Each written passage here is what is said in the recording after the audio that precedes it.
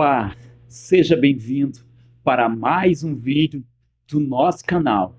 Mas antes de qualquer coisa, como sempre, que vocês possam deixar o seu like, ou seja, o seu gostei, o seu joinha, vocês possam escrever qualquer coisa e replicar o nosso vídeo, para que o nosso vídeo possa ter mais acesso e que vidas possam ser libertas.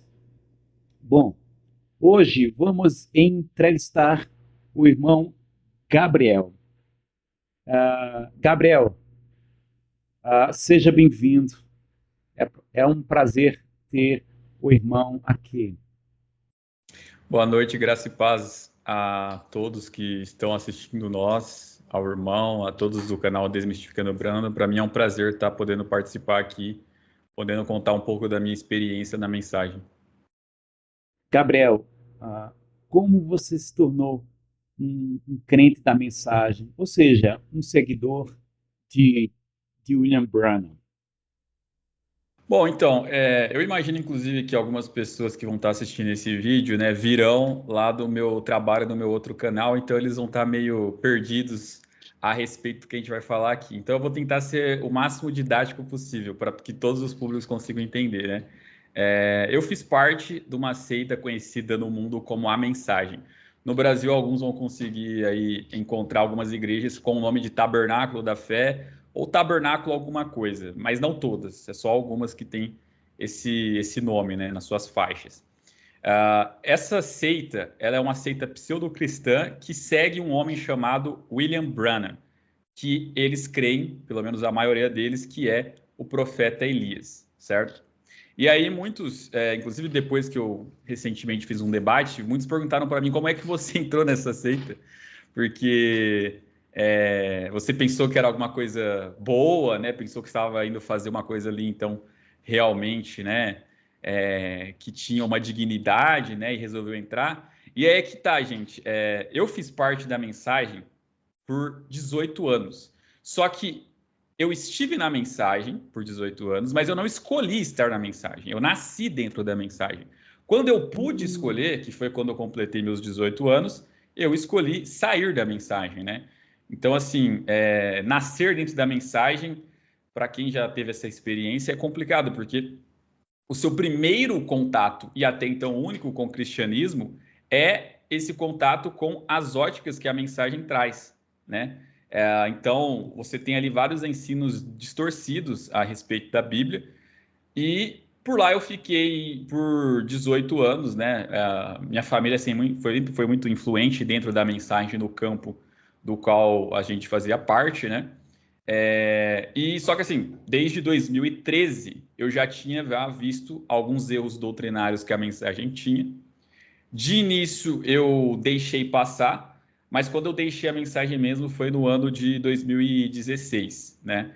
Quando eu completei 18 anos. Mas antes de eu completar 18 anos, eu já não cria na mensagem. Então eu posso dizer assim, eu estive na mensagem 18 anos, mas eu não criei na mensagem por 18 anos. Antes eu já consegui abrir meus olhos. Mas por respeito à família, eu esperei eu completar uma maioridade ali então para poder tomar minha decisão de poder escolher meu próprio caminho.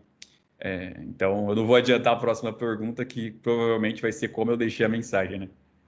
Uhum. Eu estou pensando agora, porque muitos vão dizer que você não teve revelação, você não era escolhido. Não é isso mesmo? É bem provável. Vai aparecer um hater da vida. Qual o impacto que a mensagem trouxe para a sua vida, não só para a sua vida, mas a vida da tua família, seus pais, assim, de todo o que te cercavam, enfim, pais, ou seja, pai, mãe, enfim, basicamente.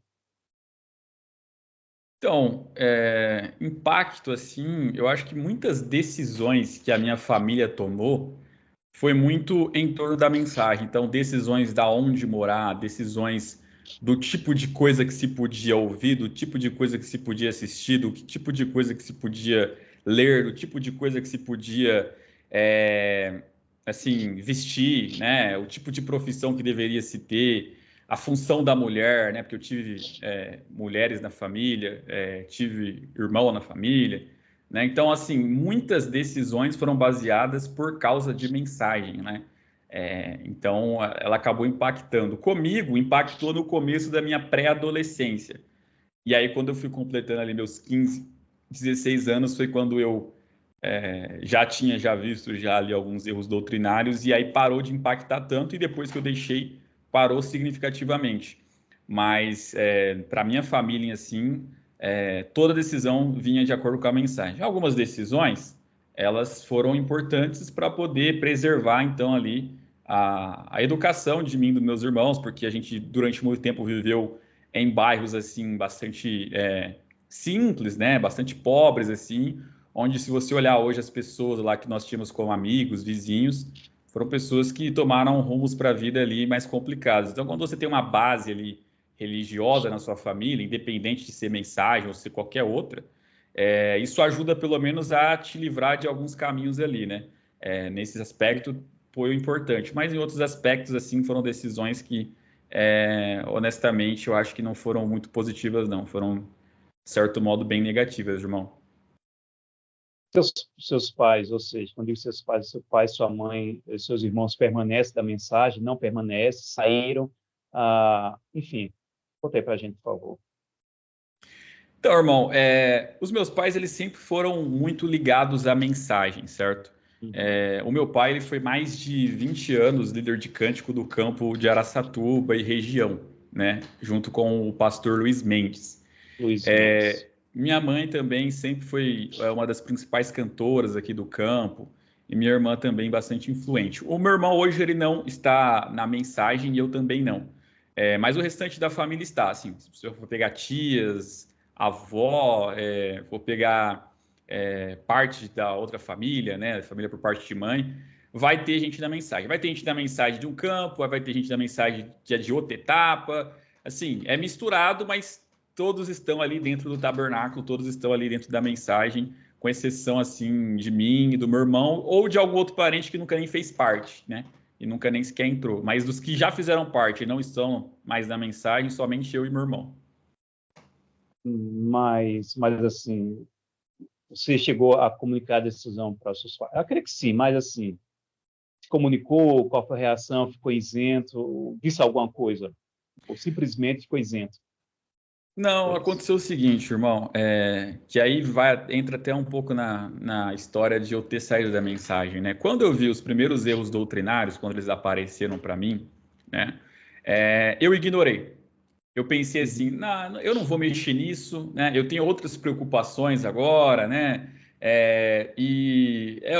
Talvez esses erros não sejam erros, é só uma questão de fé, né? Talvez os outros grupos, as outras igrejas que creem diferente, é só isso que divide, é só isso que faz a diferença ali, né?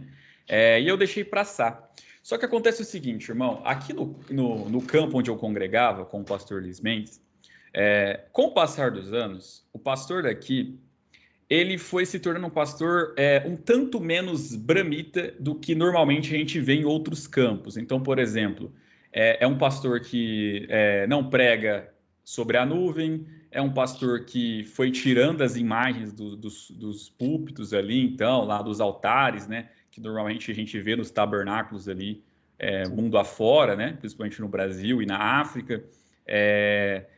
Então, ele não pregava mais sobre o sétimo anjo, continuou pregando doutrina, sim, da mensagem. Ele continua sendo unicista, continua pregando semente da serpente, dentre outras coisas. Porém, mesmo assim, alguns irmãos, observando isso, eles olharam e acharam que ele não estava sendo honesto o suficiente sobre William Branham. E por conta disso, aí você pensa, bom, não está sendo honesto porque não está querendo dizer a verdade, né? Que William Branham mentiu a respeito disso, disso, disso, disso. Na verdade, não. Eles sentiam que não estava sendo honesto porque ele não era bramita suficiente, porque ele não apoiava William Branham de verdade. E eles queriam congregar em um lugar mais bramita, né? Um lugar da terceira etapa, como chamam na mensagem. E alguma dessas pessoas, infelizmente, acabou sendo a parte da minha família, né? Não todos, mas parte da minha família. Eles acabaram saindo do campo, né? e foram para outras igrejas da mensagem. E aí eu fui começando a ver que o extremismo deles em relação ao William Branham foi crescendo. Então, eu via, por exemplo, parente meu falando que concorda que a Bíblia é apenas um livro e que sem a mensagem ela não vale nada. Usou exatamente essas palavras. Eu via outro parente falando a seguinte frase publicamente, né? Pregar a Bíblia até as denominações sabem. Se não encaixar com a mensagem, não vale, né? Falando coisas assim.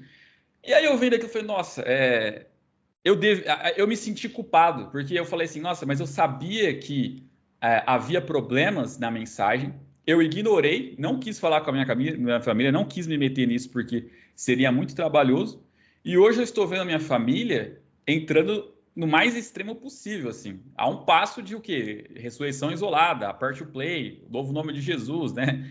Mais um passo chega lá. Então, foi aí que eu percebi que talvez eu tivesse um chamado para poder tentar ajudá-los.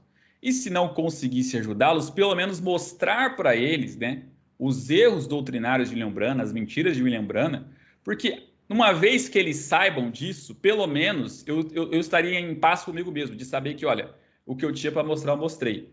Se eles permanecem por lá, é eles e Deus. Agora, eu tinha que pelo menos fazer a minha parte, que eu não fiz lá atrás, né? A história de Jonas. Então, eu acabei então tomando essa escolha de começar a pesquisar mais a respeito, começar a anotar alguns pontos, a estudar ali sobre apologética, sobre teologia, né? E sim, cheguei a falar já com os meus pais a respeito disso já algumas vezes, né?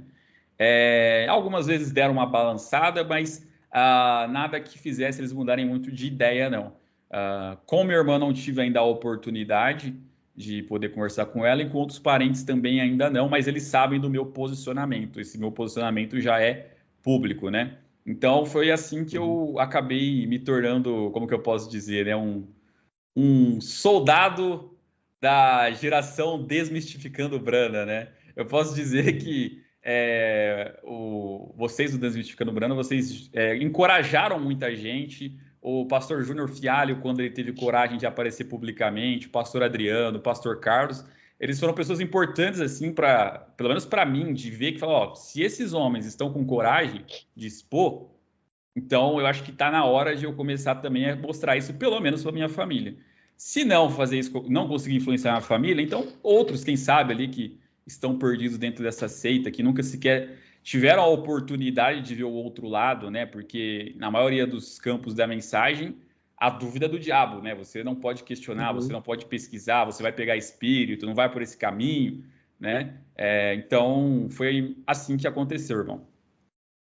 Ô, Gabriel, agora há pouco fiz uma pergunta retórica, mas vou fazer a pergunta não retórica mais. Será que você saiu porque você não é um eleito mesmo, ou porque os erros, as falsas profecias foram tão grandes, tão absurdos, que você foi eleito e descobriu a verdade e saiu da mensagem? Eu Por vou por favor. essa segunda opção mesmo, né? Assim, olha, tem algumas coisas na mensagem que você tem que ser muito, mas muito eleito para realmente seguir defendendo, né? Porque, assim, Aponta uma. a semente da serpente, como a gente... A semente da serpente, eu gosto sempre de citar ela, porque ela é meio que uma terra plana das heresias, né? Por quê? Porque ela é muito ridícula, irmão. Você vê até quando teve lá o debate, lá no canal do Musical FM, os comentários, o pessoal não estava acreditando que existia uma igreja que defende que o pecado do sexo foi... O pecado do Éden foi sexo, sabe? Tipo, assim, ela é ridícula por isso, e ela é ridícula porque um versículo já refuta ela. Porque, para os que estão assistindo e nunca ouviram falar, gente, William Branham, né, o profeta Elias deles, que eles creem assim, ele prega que o pecado do Éden foi sexo de Eva com a serpente, e que daí nasceu Caim, e sexo de Eva com Adão, que daí nasceu ali os outros filhos, no caso Abel, Sete, os outros filhos e filhas, né? E que aí teremos duas linhagens no mundo, uma linhagem da serpente, a serpente que seria o diabo, e a outra linhagem é a linhagem de eles diriam a linhagem dos homens mesmo, normal, dos filhos de Deus, né? Como se a serpente também não tivesse sido criada por Deus, assim, E assim, quando eu falo que um versículo já derruba ela, é porque Gênesis 4:1, né? Gênesis 4:1 nos diz da onde veio Caim, né?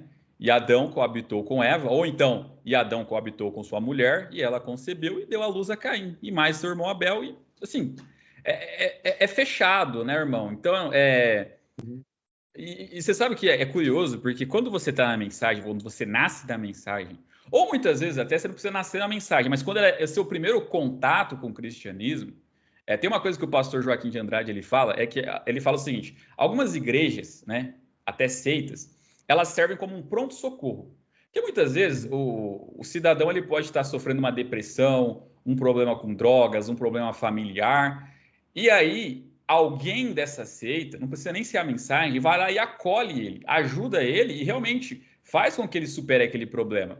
E essas seitas, elas não teriam membros se elas não fizessem pelo menos alguma coisa boa, né? E aí, por causa disso, às vezes essa pessoa ela abraça, ela aceita, né, como se fosse a vida dela, né? Porque ajudou ela naquele momento, mas pode ter sido apenas um pronto-socorro ali para uma emergência.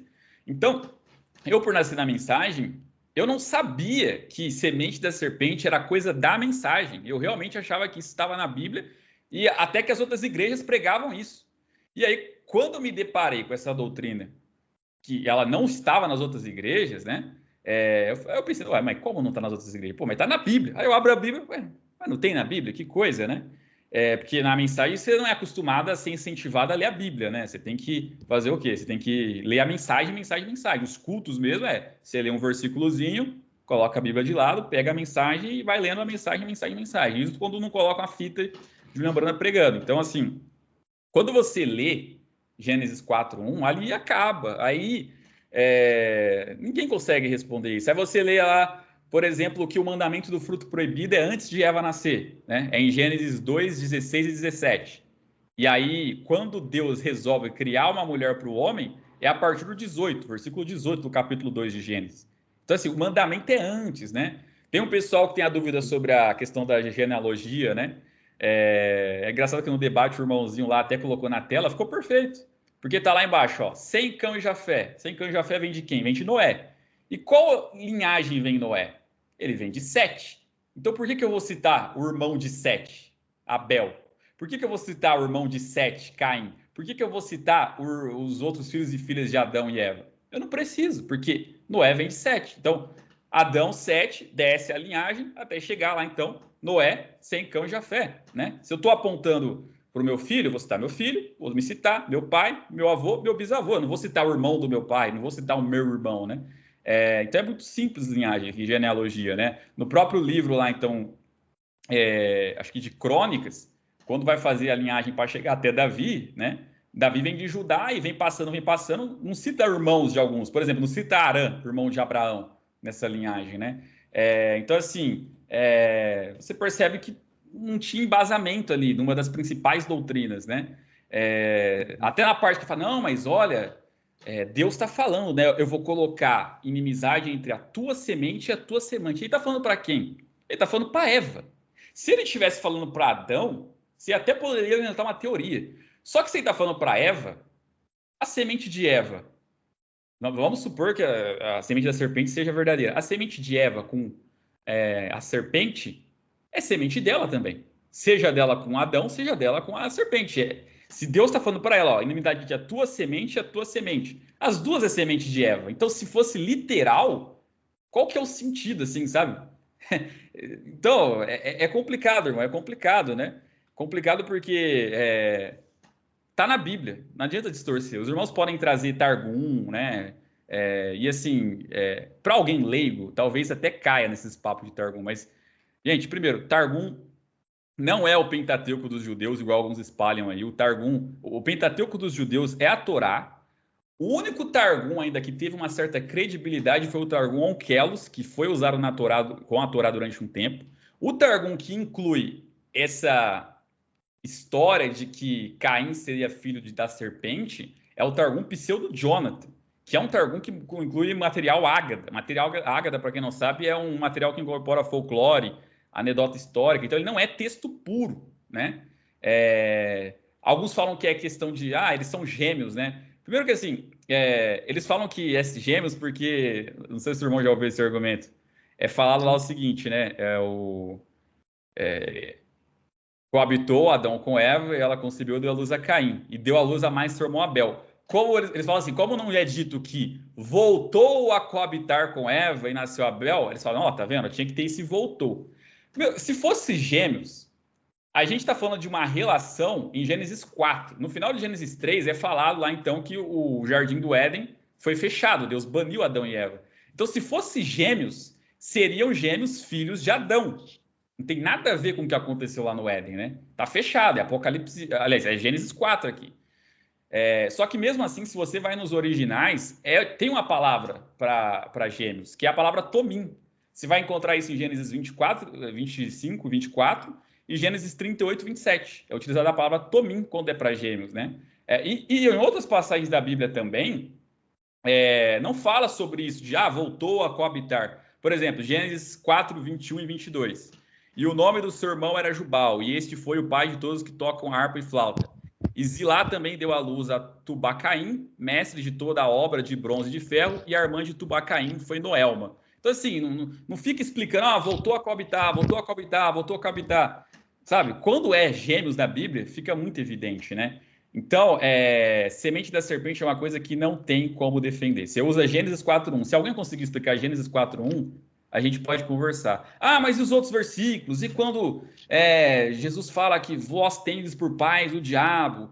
E quando Paulo fala sobre a raça de víboras? Bom, a Bíblia não pode entrar em contradição. Então, se você tem esses versículos, mas Gênesis 4.1 refutam sua teoria, sua doutrina de semente da serpente, então, provavelmente, esses versículos têm um outro significado que você não estava conseguindo captar. Né? Vós tendes por pais o diabo, você sabe que não é literal, porque Gênesis 4.1 está te respondendo. No mesmo texto que Jesus fala isso, ele mais tarde fala, porque se fossem como seu pai Abraão, peraí, no mesmo capítulo ele está chamando de filhos do diabo e filhos de Abraão. É óbvio que não é literal ali. Né? Raça de víboras, será que ele estava querendo dizer que são raças de seres venenosos, seres enganosos, mentirosos, né? Será que é literal? Gênesis 4.1 diz isso pra gente? Então, assim, um ponto, semente da serpente já seria o suficiente para alguém, no mínimo, começar a questionar a mensagem, irmão Will. É bem interessante sobre a semente da serpente, que se nós pegarmos a perícope do início, que foram expulsos até o sexo que gerou a gravidez, começa em Gênesis capítulo 3, versículo 23. No versículo 23 diz que eles foram expulsos, ou ele. Depende da visão, mas eles foram expulsos. Se foram expulsos, logo não estavam mais dentro do jardim. No versículo 24, capítulo 3, a Bíblia diz que Deus botou querubins para eles ou ele. Tudo bem, mas é o casal. Para eles não voltarem para dentro do jardim do Éden. Bom, foram expulsos, Deus botou querubim. Dentro dessa perícope ainda, Gênesis capítulo 4, versículo que você citou, e é bem interessante, Gabriel, que Atos capítulo 17, versículo 26, a Bíblia diz que de um só fez, um aqui é o sexo masculino, o sexo feminino, de um só fez toda a raça humana para habitar sobre toda a terra. Então, assim,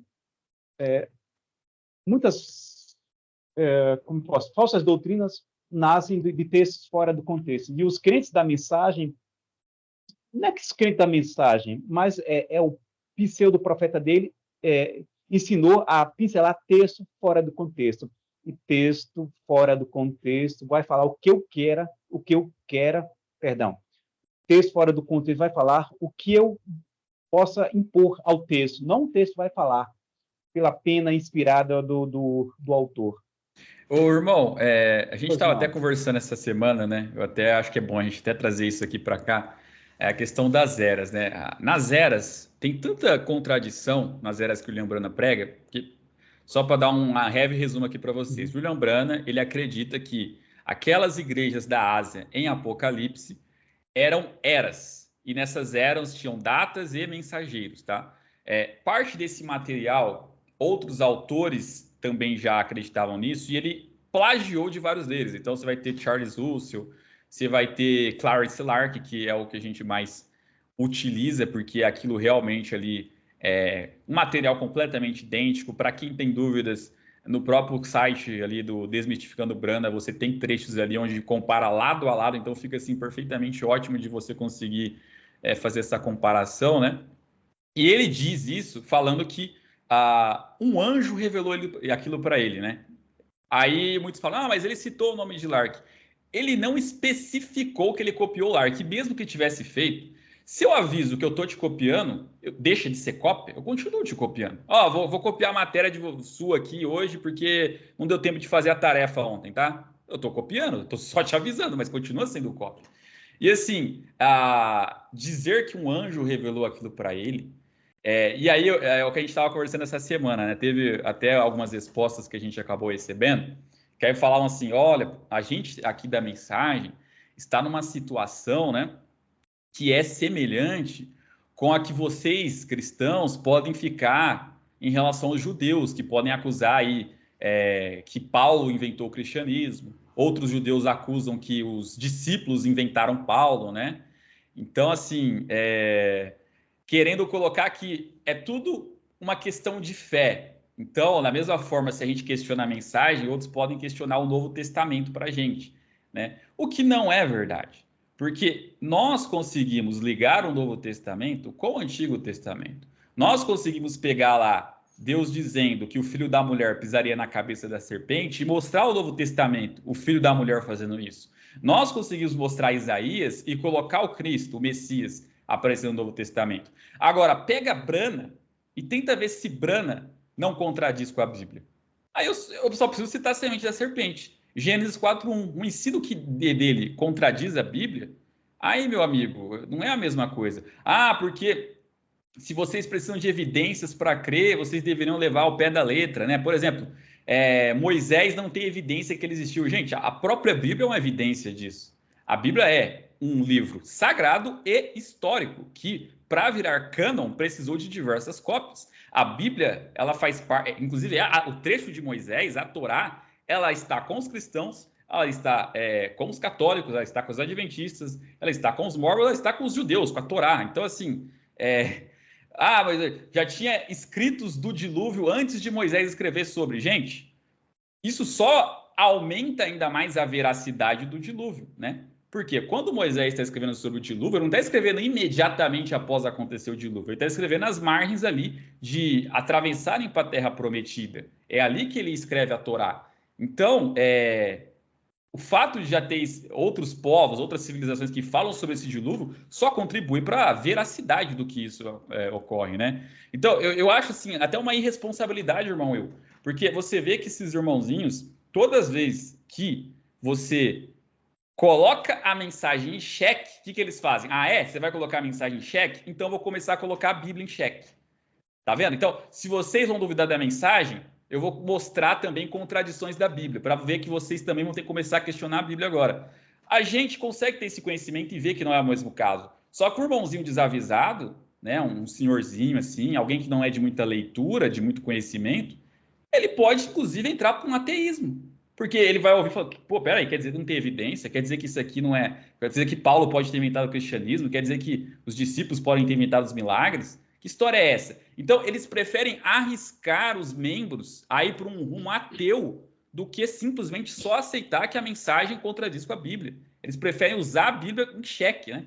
Já destratam ela, já dizem que ela vale menos que a mensagem.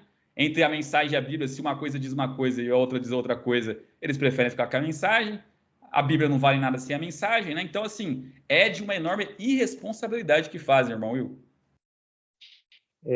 Eu sou professor de História e os textos mais antigos que nós temos é o cano judaico, o cano protestante, vou chamar protestante não, o cano cristão, e se o cano, ou seja, a Bíblia, não serve de historicidade,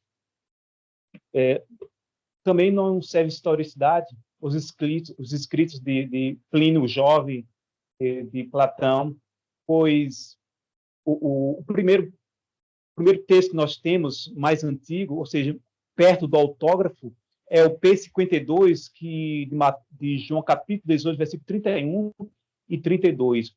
Vai de 100 a 125 depois do registro do autógrafo. Então, assim, a própria Bíblia é a fonte, como historicidade. E depois vem os primeiros pais da igreja, final do primeiro século, né? Mas, infelizmente, os irmãos da mensagem desconhecem isso. E até os que repetem o que você falou agora também desconhecem. Usam argumentos que eles próprios desconhecem, né? Infelizmente. Então, aí o irmão, alguns vão até dizer, mas Brana, na questão das eras, ele desenvolveu sua particularidade. Eu digo assim, sim, ele aumentou algumas coisas e ficou muito pior, irmãos. A gente tem lá o problema de Columba, que ele está morto antes da era dele começar. A gente tem o problema clássico de Paulo, porque é aquilo. Se essas eras são aquelas igrejas do Apocalipse, Apocalipse é escrito, né, quando João está na ilha de Patmos, depois do ano 90. Paulo já está morto, decapitado por ordem de Nero, já ali por volta do ano 60 depois de Cristo.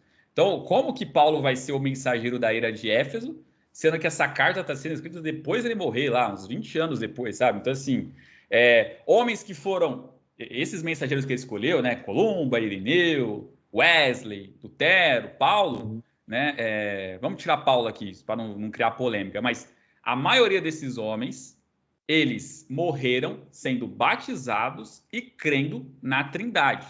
Qual que é o problema aí?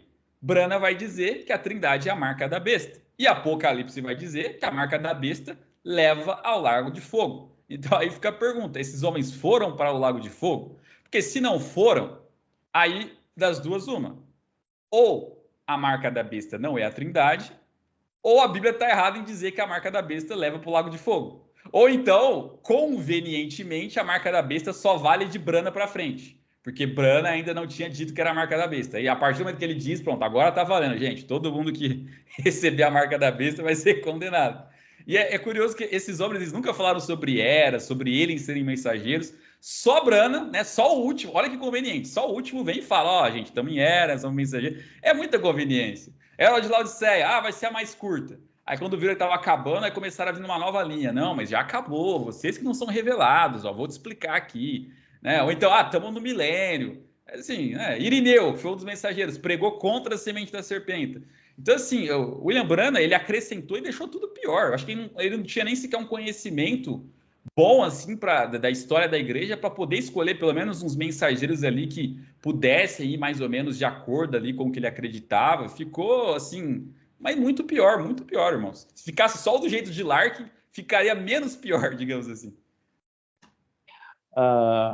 Qual foi a primeira descoberta sua que te fez já começar a repensar o todo, ou seja, a mensagem e depois o que fez você sair, literalmente, já depois da tua pesquisa e fez você abandonar a mensagem? A primeira coisa que me balançou mesmo foi a semente da serpente, né? Ali eu já sabia que, bom, completando 18 anos, eu não fico mais aqui. Eu não quero mais ficar aqui porque uma doutrina ridícula. Aí depois que eu saí e quando eu decidi começar a me aprofundar mais nisso, né? Até para quem sabe ajudar minha família, eu comecei a tentar entender o Apocalipse de Brana, né? Porque tem muitas contradições, né, irmão? Tem a contradição que ele fala sobre ele receber do anjo no quartinho ali a revelação, né? Dos selos, do livrinho. Mas se vai ler Apocalipse, está falando que só o anjo forte, só o leão da tribo de Davi, a raiz ali, então, de Judá, né? O Jesus Cristo, no caso, poderia, então, abrir esse livro, né? Poderia abrir os selos. E depois você vê lá em Apocalipse 10 que ele entrega para João, né? Que João pega e come. Então, assim, que história é essa de que Brana teria acesso? Então, Brana seria o anjo forte, né? Talvez os irmãos lá dessa linha da mensagem estejam certos, porque aí eles não iam contradizer com a Bíblia se creem dessa forma, né? Mas o principal é o pastor Adriano Jans, né? Eu não sei se ele já veio aqui, seria até um bom convidado, eu deixo recomendado. Sim. Já veio, né? Já veio, sim. Ele tem um estudo sobre Apocalipse muito bom. E uma coisa que realmente eu nunca tinha parado para pensar, e quando eu mostrei isso para meus pais, eles também não tiveram resposta, né? que é a questão das trombetas, né? Se a sétima trombeta é a mensagem de William Branham, né? Para vir o sétimo, tem que vir antes o sexto, o quinto, o quarto, o terceiro, o segundo, o primeiro. Tem que ter uma ordem, certo? E aí eu comecei a pensar assim, mas os acontecimentos que a Bíblia diz que iriam acontecer após cada uma dessas trombetas, eles já aconteceram? Que aí toca a primeira trombeta, a terça parte da terra é queimada. Já aconteceu isso? Aí eu vi um pastor uma vez falando, não, isso aí é o fim da natureza, tá acontecendo, não é de uma vez. Eu falei, nossa, que coisa, não é de uma vez, né? Vamos ver as próximas. Segunda trombeta, monte ardente de sangue, fere terça parte do mar e mata a terça parte das criaturas de vida no mar. Eu pensei, será que isso também está acontecendo, né? Está vindo ainda esse monte ardente, é que não é de uma vez? Será que a lógica serve para todas as trombetas? E é curioso esse argumento da natureza, que não faz o menor sentido. Assim, a natureza está morrendo, mas ela está morrendo desde que Adão e Eva saíram do Éden, né? Eles começaram a se multiplicar, tiveram que matar animais, tiveram que derrubar árvores, construir uma civilização, e quanto mais você utiliza a natureza, mais ela morre, né? Então, não é desde que trocou essa trombeta. Se fosse isso mesmo, né? Terceira trombeta, cai uma estrela, será que está vindo ainda, né? Não é de uma vez. E tira a terça parte das águas. Quarta trombeta, ferir a terça parte do sol, da lua e das estrelas. Já aconteceu isso, sim? Eu sei que Apocalipse é um livro simbólico, mas me explica essa simbologia, quando que aconteceu, a data exatamente. Por que acontece, irmão? Eles gostam de pregar a partir da quinta trombeta. E aí eles falam lá dos gafanhotos, né? Que seriam ali relacionados à Primeira Guerra, né? Os homens tentarão morrer, mas não conseguirão. Essa parte eles não explicam, né? Porque eu queria entender também o que é isso. Aí eles falam muito da sexta trombeta, né? Que é morta a terça parte dos homens, é liberado aqueles cavaleiros lá, então, se não me engano, do Nilo, né? Que Apocalipse fala. Aí eles associam ao quê? Ao fascismo, nazismo, ao comunismo, que foram ali os grupos que participaram da Segunda Guerra. Então eles gostam de pregar da sexta para frente. O que só prova que eles realmente creem que tem uma ordem. Só que eles não explicam os outros acontecimentos, eles não explicam pra gente, né? E aí é conveniente para eles falar sobre isso. E sem contar que não morreu terça parte dos homens na Segunda Guerra, senão até hoje a gente estaria tentando se multiplicar de novo, né? E o Apocalipse 10:7, que eles tanto gostam de dizer, tá sendo avisado que no dia da voz do sétimo anjo, quando ele for tocar a trombeta, vai se cumprir o segredo de Deus. Não é revelar, é cumprir. Tem muita diferença. Você pode pegar o dicionário agora. Cumprir e revelar. Tem muita diferença. Gabriel, mas é que você não leu errado, não? Se cumprir e revelar a mesma coisa? Talvez. Talvez eu não seja revelado para entender isso, né? Igual eu disseram. Talvez eu não seja revelado. O Apocalipse 10:7 fala isso, é só para revelados, né? E mesmo assim, não é aí que toca a trombeta. A trombeta só vem no Apocalipse 11. Ele está avisando que vai tocar. E antes ainda até da trombeta, tem as duas testemunhas. E assim, eu pergunto, já vieram Moisés e Elias já como duas testemunhas? Então, fora outros pontos, assim, os anjos trombeteiros estão diante de Deus, são anjos celestiais, não são terrenos. Existem anjos terrenos na Bíblia, mas fica específico quando são terrenos, celestiais e celestiais, assim. Então, é uma mistureba, um monte de coisa de fora de ordem, de contradições. Quando eu vi isso, irmão, eu falei, gente, para, Apocalipse não dá. O próprio pastor da onde eu congregava aqui, ele não vai por essa, né? Ele já também explicou que não tem como ser o sétimo anjo. Não sei se publicamente, mas já em conversa com outros irmãos, eles confirmam isso, né? Mas não dá, irmão, não dá. Gabriel, depois que você saiu da mensagem, você olhando para trás, né? Qual é o teu sentimento? Só corrigir tudo aqui. Depois que você saiu da mensagem, olhando para trás, o tempo que você viveu na mensagem, qual é o teu sentimento? Você se sente aliviado porque está dentro da mensagem? Ou você, assim, pensou, será que realmente estou no caminho certo? É que eu acertei? Ou você tem convicção, realmente eu acertei e estou feliz hoje por estar assim e livre? Quais são os teus sentimentos? Irmão, de início, eu fiquei um tanto depressivo no começo. Depois que eu tomei as primeiras decisões, né, eu já sabia que tinha pontos errados, mas eu não sabia de tudo. Quando eu comecei a pesquisar mais a fundo, eu fiquei um tanto mal, assim, tive algumas adversidades, né, alguns efeitos colaterais que afetaram um pouco a minha saúde. Mas depois de um tempo, eu senti uma certa motivação, assim, de tipo, bom, agora eu não tenho mais dúvida. Agora eu detenho um conhecimento que eu preciso utilizar ele, né? Conhecereis a verdade vos libertará. Agora, né, eu sinto que eu preciso mostrar isso para as outras pessoas, para pessoas que eu amo, familiares, para amigos que ainda estão lá ou já fizeram parte, e para outras pessoas que não me conhecem também. Então, o máximo que eu puder contribuir, né, eu senti uma motivação grande, principalmente, irmão, quando você vai pescando mais a fundo. É engraçado que na mensagem tem as etapas. Eu acho que para sair dela também tem algumas etapas, né? Porque a primeira etapa a gente pode chamar de uma etapa que é mais ou menos assim. O William Branham foi um homem de Deus, o problema é os seus seguidores depois extrapolaram. Aí, segunda etapa. O irmão Branham cometeu erros, mas todo homem de Deus comete erros. É a terceira etapa. O irmão Branham era um homem de Deus, mas desviou do caminho. Aí, vai para a quarta etapa. O irmão Branham talvez tenha mentido desde o começo. Porque conforme você vai pesquisando, você vai vendo que, né, é difícil salvar alguma coisa dos ensinamentos. Eu acho que a gente foi muito enganado, né? E quando você vê o tratamento dele com as mulheres, irmão, assim, é bizarro como que existia isso, né? Porque você pega o exemplo na Bíblia de Jesus e Maria Madalena, Maria da Madalena, uma pecadora. E as pessoas às vezes confundem. Jesus, em nenhum momento, vou usar um termo moderno, passou o pano para Maria Madalena. Ele disse, vá e não pesquis mais. Mas não chamou a mulher de cachorro, não, Gabriel? Não chamou a mulher de cachorro. Não usou, inclusive, essas palavras. E tem um contexto lá que, inclusive, vocês colocaram o vídeo do Nicodemos e explica muito bem. Inclusive, fica uma recomendação assim, toda vez que você tiver uma dúvida, um dos pastores que eu acho que melhor explica é o Nicodemos. Então, você coloca a sua dúvida, Nicodemos, e vai lá ver. Não significa que você tem que concordar com tudo. Vê a visão dele e vê a visão de outros também. E sempre checa na Bíblia, igual os crentes berianos sempre fizeram, né? Você vê o tratamento com Maria da Madalena de Jesus, era um. Aí você vai lá e vê o William Branham falando, né? A mulher imoral é a coisa mais vil que se pode pensar na Terra. É uma lata de lixo, é uma exposição sexual, né?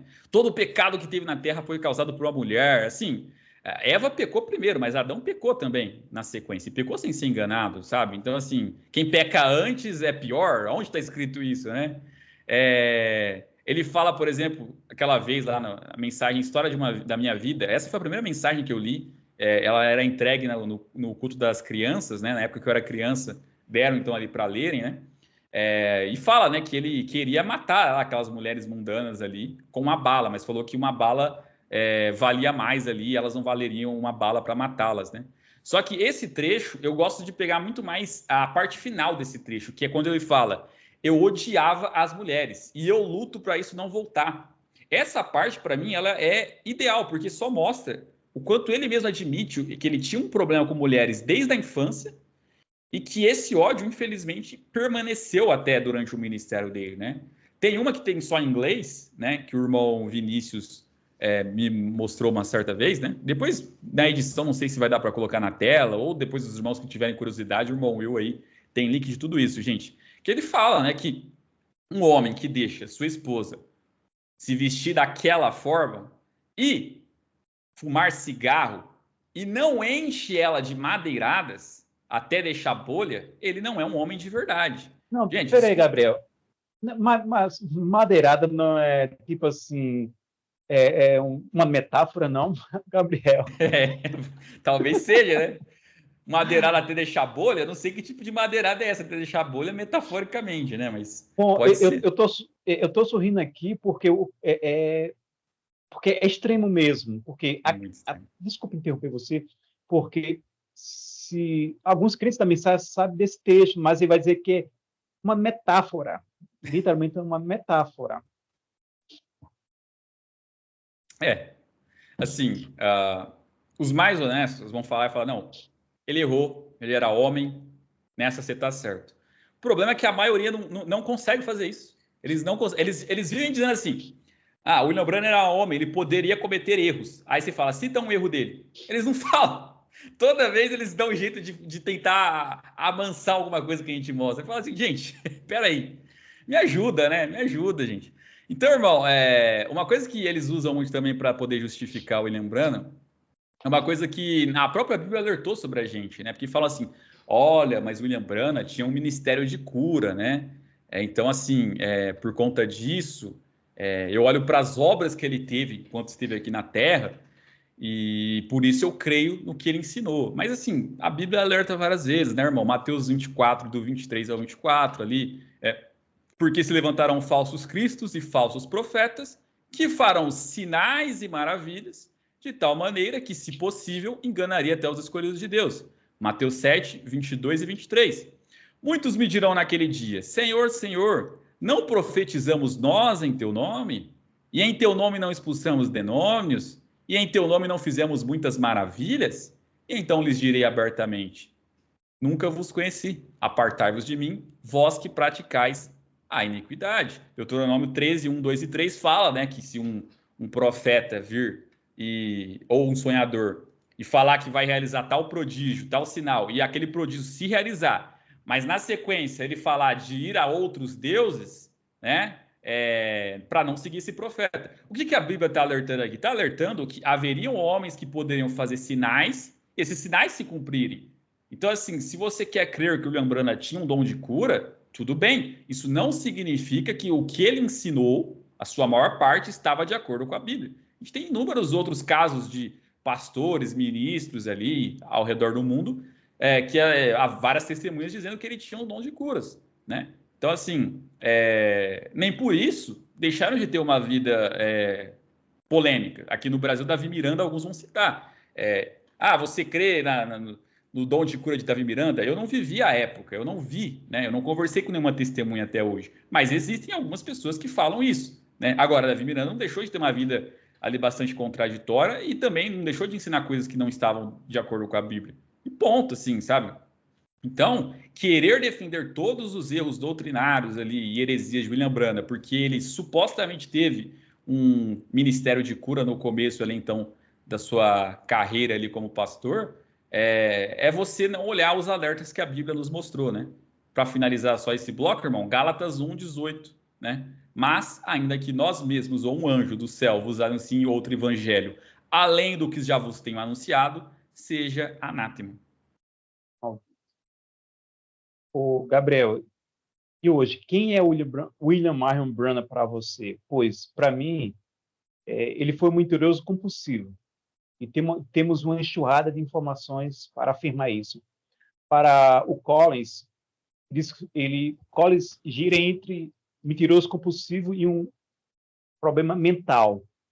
E o Rod ainda não definiu algum plano de poder, alguma coisa. Mas para você, quem foi e quem é William Branham para você hoje? O irmão falou do Collins, né? Eu lembrei também do avô dele e de outros pregadores da época. Esses dias a gente está até conversando, né? Eu também no privado, porque falaram assim recentemente, né? Olha, Kennedy Reagan, no tempo de William Branham, né? Não tinha coragem de falar mal dele, aí depois que morreu, falou.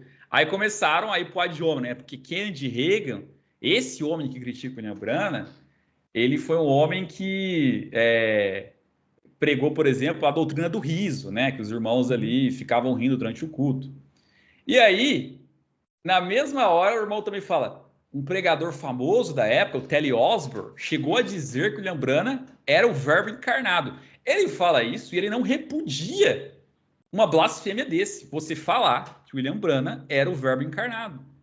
E aí, com o Telly Osborne, como ele estava elogiando, além de ele usar uma blasfêmia que exaltava o William Branham, ele não cita as doutrinas polêmicas de Telly Osborne, que o próprio Telly Osborne, ao fim da vida dele, se arrependeu. Ele foi um dos pioneiros da teologia da prosperidade, por exemplo. E ele mesmo combateu isso no fim da vida, dizendo que estava arrependido. Mas como ele exaltou William Branham, até exageradamente, a gente só cita a exaltação e não fala o que ele fez. Agora, com Kennedy Reagan, que falou mal, vamos falar ali de alguma polêmica que ele se envolveu. É um show de conveniência, irmão. Então, assim, o que é William Branham para mim hoje é aquilo, é questão de etapas, né? Se perguntasse ano passado, eu iria dizer um homem que tinha um ministério de cura e que foi desviado aí desse caminho, né? Foi influenciado por outros, né? hoje, olhando desde o início ali, a própria formação dele com o Roy Davis e a Igreja Batista do Roy Davis não era batista tradicional, batista reformada. Era batista pentecostal. Então, William Branham sempre foi pentecostal ali, então, no seu ministério, desde que ele iniciou. O Gabriel, mas como pode ser? Pois o William Branham prega 3 vezes a história da minha vida. A primeira vez em 51, na Suécia, e a última vez, que é mais conhecido, em 1959. E ele sempre afirmou que era da Igreja Batista tradicional, e por causa disso, por ele ouvir a voz da sogra dele, Deus matou a filha e a esposa. Como pode ser isso, Gabriel? Quem está com a verdade? Olha, que coisa, hein? Deus matar parente porque está na Batista tradicional. Eu vou repensar onde eu vou congregar, hein? Eu também sou de igreja tradicional. Não, e mais, na primeira vez que ele prega a história da minha vida, ele diz que Deus matou o pai, Deus matou o irmão, Deus matou a filha e Deus matou a esposa. E foi tão absurdo que na segunda e a terceira vez, ele já tira o pai e a mãe, perdão, tira o pai e o irmão da história. Ou seja, estava tão absurdo a história que ele, não, vamos tirar aqui os dois para não ficar tão absurdo. A morte do pai dele, eu acho que tem várias versões também que ele fala sobre a morte do pai dele, né? Que ele, assim, aí algumas pessoas até falam, mas por que vocês se importam com isso, né? A questão do nome também, por que você se importa se o nome dele era Marvin ou era Marion, né? A questão é só mostrar que se a pessoa é capaz de mentir em pequenos detalhes, ela é capaz de mentir nos maiores também, né? Constantemente. Para mim, William Branham tinha ligação, assim, claro, me falta mais evidências, mas eu acho que ele tinha algum tipo de ligação, inclusive nunca fez nenhum repúdio, né, com os homens de negócio, né, entre eles homens que faziam parte da maçonaria. Então, assim, se eu não me engano, tem uma vez que ele faz uma oração a Gadu, né, ao grande arquiteto do universo. Eu não sei em qual mensagem teria isso, mas... Você faz essa oração, perfeito. Então, perfeito. A questão da pirâmide é muito suspeita, também a utilização. Então, eu acho que, no mínimo, ele tinha alguma simpatia com o grupo, para dizer o mínimo, né? E eu acho que isso é desde o começo, desde que ele conheceu o Roy Davis. Tem ligação com a KKK? Eu não sei, eu não tenho conhecimento ainda, então não vou ser leviando aqui. Mas o ensino da semente da serpente, ele já falou que conheceu na igreja de Roy Davis, né? Com um dos ministros de lá. Tradicional pentecostal, a igreja, afinal de contas.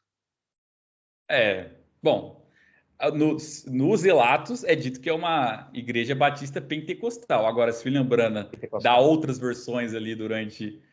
aliás, é dito que é tradicional. Agora, se William Branham diz que é pentecostal ali nas suas versões, a gente já inclui aqui como mais uma mentira, né? Então, assim, se ele aprendeu lá, e é uma doutrina que a KKK utiliza muito para poder divulgar ali seus ideais supremacistas, é suspeito, né? É suspeito. O que eu falo é assim, ele não precisaria ser maçom, não precisaria ser da KKK, não precisaria ser nada disso. Só de ele estar errado doutrinariamente, nos pontos que a gente mostra aqui, já é o suficiente para a gente não precisar crer nele. Né? A nuvem é interessante você investigar sobre a nuvem, se ele está falando a verdade, porque não está, né? Recomendo vocês assistirem o documentário do canal Revelando o Branham, né? Que aí você vai ver que ele não estava lá no dia, que ele não estava lá no local, que ele foi tirar Leslie Douglas da cadeia, e você, inclusive, vai aprender quem é Leslie Douglas, a história completamente distorcida que ele conta, de crianças inocentes e tal, que não tem nada a ver com isso. A questão da foto da coluna de fogo, é interessante você investigar também, ver que nunca nem existiu esse salão de artes religiosas em Washington, que George Lacey nem foi no FBI, nem concluiu que era sobrenatural. É interessante, mas você nem precisa chegar nesse ponto. Esse é meu ponto, sabe? Você nem precisa chegar nesse ponto para perceber que você não deveria seguir me lembrando. Se você vê que não bate com a Bíblia, os ensinos dele, é o suficiente para você deixá-lo, é o suficiente para você ver que você viveu no engano. Para onde eu vou? Aí você volta para a Bíblia. Esse é o conselho que eu, inclusive, deixo. Então, para você, William Branham se equivocou, mentiu. Para você, o que é William Branham para você hoje? Defina William Branham, por favor. William Branham. Eu vou colocar, vou ser bem simples, mentiroso. Vou colocar assim, Mentiroso. mentiroso. Eu não acho, assim, a maioria das coisas que ele pregou, eu não acho que ele cria nelas, tá? Acho que, assim, a maioria ele estava mentindo de fato. Ele queria ensinar errado mesmo. Então eu vou colocar como mentiroso. Ele foi leviano, então. É isso. Pode ser leviano. E assim, para quem está te ouvindo e vendo agora, se você tivesse pessoalmente com essa pessoa, o que você poderia dizer para ajudar essa pessoa? Uma pessoa que ainda está na mensagem, você disse. Isso, perfeito. E também as que estão saindo da mensagem, para esses dois grupos. Então, o que eu falo é o seguinte: o começo ele é difícil para todo mundo. Por quê? Se você não tiver família na mensagem, no mínimo você vai ter amigos. E no momento que você começar a fazer esses questionamentos, a forma como a mensagem ela é passada para os irmãos é para você ter medo. Então, opa, estou começando a ter dúvidas. Será que é espírito? Será que eu estou indo mal? Né? No momento que você, como que eu posso dizer, trucar, você fala, não, tá certo isso aqui tá certo, né? Vou falar com o meu amigo. E mostrar para o seu amigo, é possível que ele se afaste de você. Mostrar para um parente, é possível que ele fique irado com você. Mostrar para um pastor, então, meu Deus, quando não foge, fica bravo para cima de você. Então, o começo é difícil, irmãos. Mas é aquilo, você pode ser conivente com a situação, igual eu não fui, mas eu não quis expor para minha família. E aí os efeitos que vierem vão ser piores. Porque a partir do momento que você tem o conhecimento e você insiste em viver na mentira, você está pecando. Sim. Então, meu conselho é seja forte no começo. Seja firme no começo. Tá com dúvida? Mais uma vez, pega a Bíblia e lê. Não entendi o que está escrito. É difícil para alguns irmãos mesmo da mensagem, porque a mensagem, ela torna muitos ali, assim, com todo respeito, né, analfabetos funcionais. De você ir ler a Bíblia caótica da mensagem e não entender o que está escrito exatamente no texto ali. Então, pede um acompanhamento, procura um pastor que seja especialista em apologética, um pastor Joaquim de Andrade, por exemplo, que trabalha com isso, né?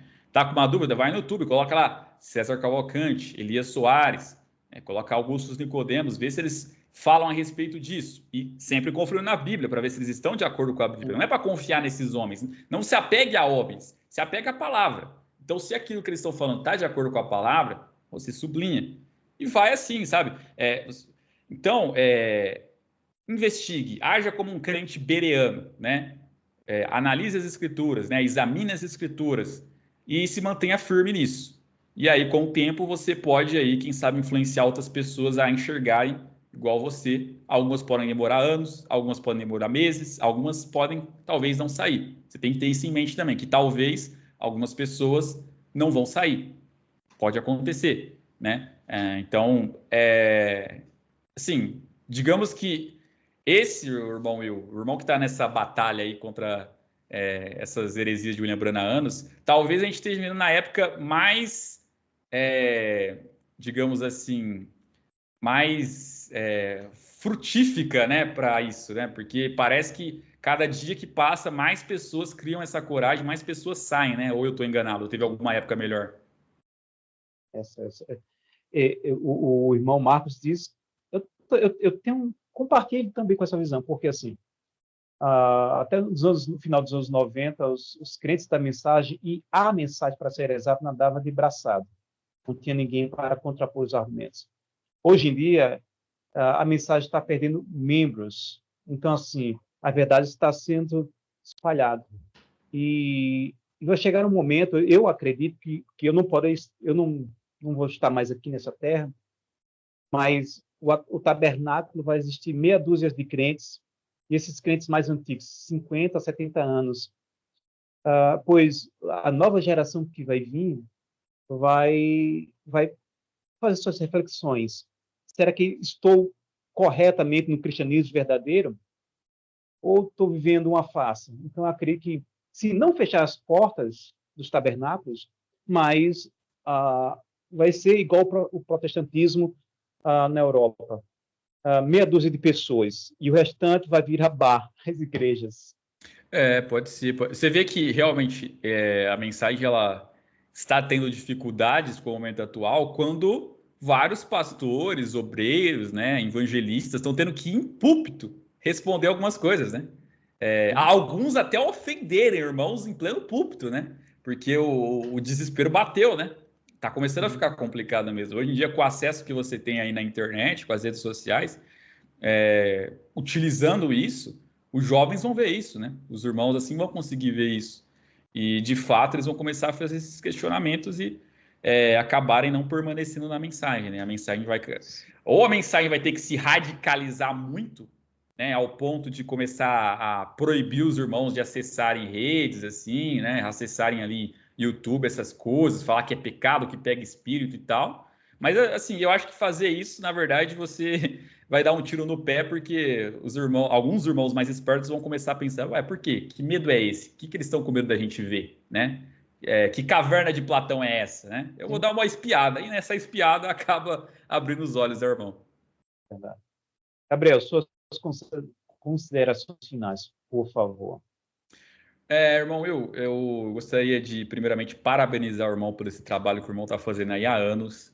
Realmente, de coração, assim, a quantidade de postagens que o irmão faz, assim, desde antigamente eu sou acostumado a ver em Facebook, em sites, no YouTube, né?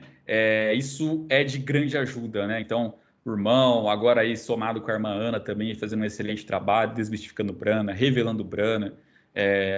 Parabenizar todos os pastores que tiveram a coragem também de conseguir se libertar da mensagem e expor isso para o público, né? Porque alguns sabem da verdade e infelizmente não expõem isso. Eu oro a Deus para que eles possam um dia se arrependerem e conseguirem, né, se redimir, né? E mostrarem isso para os seus membros, porque é importante. E para mim foi um prazer estar podendo aqui dividir um pouco aqui da minha experiência relacionada à mensagem. E dizer aí para todo mundo aí que assistiu, Deus abençoe a todos, graça e paz. Para você que ainda está na mensagem, está assistindo esse vídeo, continuo orando por você e recomendando para que você então aí consiga enxergar a verdade, consiga examinar as escrituras e ver porque a mensagem de William Branham não está certa. Então é isso, irmão. Um grande abraço aí a todos. Eu agradeço também a você, agradeço pela participação e todos que passaram aqui. É um elo, né? É um elo para expor, não com rancor, nem com ira, mas assim, a verdade, nós estamos expondo isso. Eu agradeço mais uma vez a você, a Ana e a todos. Deus abençoe a todos. E na paz.